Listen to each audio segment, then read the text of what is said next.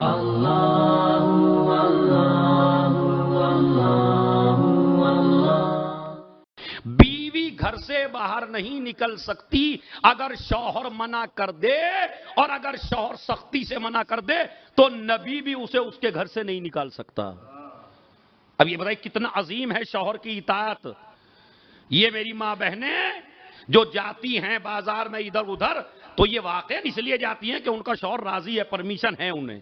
لیکن اگر کسی عورت کو پتہ چل جائے میرا شوہر ناراض ہے، تو اگر چھپ کے بھی جا رہی ہے تو آسمان کے فرشتے لعنت کرتے ہیں، اس لیے کہ اس کا حق ہے۔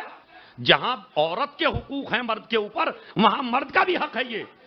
اسی لیے نبی نے فرمایا اگر سجدہ غیر کے لیے جائز ہوتا تو بیوی کو حکم دیتا شوہر کو سجدہ کرے۔ اتنی اس کے فضائل ہیں شوہر کے۔ تو شوہر کی اجازت کے بغیر، واقعہ میں 2 منٹ میں سنا دیتا ہوں۔ ایک لڑکی کے باپ بیمار ہو گیا، شوہر کہہ کے گیا تھا گھر سے باہر نہ نکلنا۔ نبی کی خدمت میں پیغام پہنچایا خاتون نے، میرا باپ بیمار ہے، کیا میں دیکھ کے آ سکتی ہوں؟ کہا شوہر سے پرمیشن لو۔ اب موبائل تو تھے نہیں، اب تو آپ تو بڑے رئیس آدمی ہیں بھائی، آپ تو ذرا سی دیر میں کچھ نہ کچھ کر لیتے، اس وقت تو کچھ بھی نہیں تھا۔ انہوں نے کہا نہیں، اگر وہ منع کر کے گیا ہے تو میں اجازت نہیں دے سکتا۔ طبیعت زیادہ خراب ہوئی، نہیں اجازت ملی، مر گیا نہیں اجازت ملی، جنازہ اٹھ گیا نہیں اجازت ملی۔ اچھا مجھے یہ بتائیے، اگر یہ چلی بھی جاتی تو کیا موت روک لیتی؟ زور سے بولیے، موت تو نہیں روک سکتی، بیماری ختم ہو جاتی؟ نہیں۔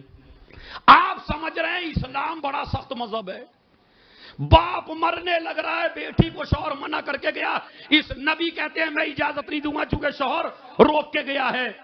مگر اس کے پیچھے کا آپ نے فائدہ دیکھا؟ یہ باپ بڑا گناہگار تھا، بڑا گناہگار تھا یہ باپ۔ بیٹی اگر چلی بھی جاتی تو گناہ ایسے ہی رہ جاتے۔ اللہ کا انتظام دیکھیے، نبی بھی حکمت سمجھ رہے ہیں، میں اجازت نہیں دیتا، دفنا دیا گیا۔